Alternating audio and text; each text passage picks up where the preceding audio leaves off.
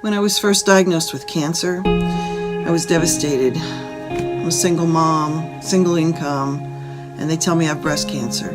I go to the DMV, and they are less than kind to me. They want me to take my picture bald. The story became a national story in the news, and Martino did everything he could to contact me, and I'm so grateful that he found me. And he introduced me to Paul Moriarty, who is an amazing assembly person in your area. And even though I wasn't one of his constituents, he still helped me.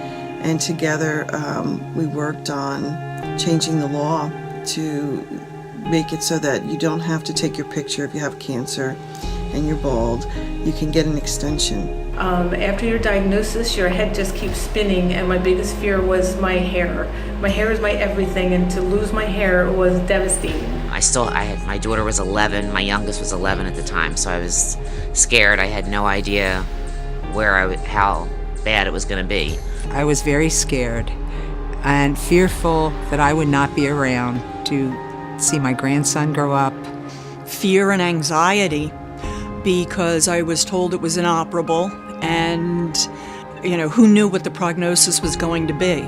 It was shock, fear, and again saying to myself, I eat right, I exercise, I'm working, I'm doing everything the right way.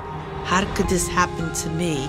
But then I was kind of worrying about everybody else, and how was I going to do this, and my kids and my husband and my family, and how I was going to look, and all these things hit you at once, so it was a very confusing time. The biggest fear was not living long enough to see my daughter get married this fall.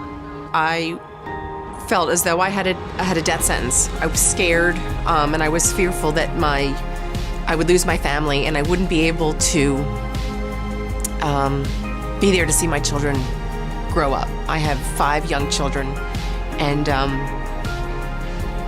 it's very important for me to be around for them. That's my job. I have to finish this and see them grow up. Before going into the salon, I was very nervous and fearful of getting my head shaved and a wig put on. So I was nervous when I walked in, but from the minute I walked in, everybody made me feel absolutely wonderful and comfortable. I was in and out. I think he understood and knew that I didn't want to be there. I didn't want my head shaved. The girl that was my hairdresser was really, really sweet, and she made me feel so comfortable. There was a compassion there that helped me get through my anxiety, and then I started laughing, and he said, "Look how pretty you're going to look, and you're beautiful now, and I'm going to make you stay beautiful, and you can be beautiful." And I was. It was a very loving and compassionate moment when he shaved my head and put on my wig with my back to the mirrors. He then slowly turned me around before removing my wig. When I left the salon, I have to say I was thrilled, because I realized that I didn't want my appearance as a cancer patient to define who I was to people that I don't know, or people who hadn't seen me in a long time. My hair looked just like it did before it was shaved. It even had the purple streak in the hair that I always got. I did choose blonde, and it was like really fun because I was a blonde once in my life, and it was just like feeling like you felt pretty, you felt good.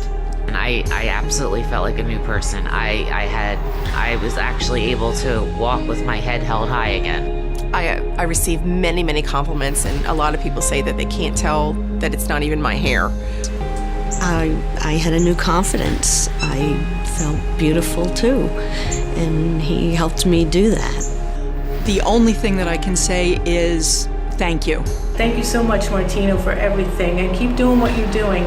You have given me something that I will cherish forever.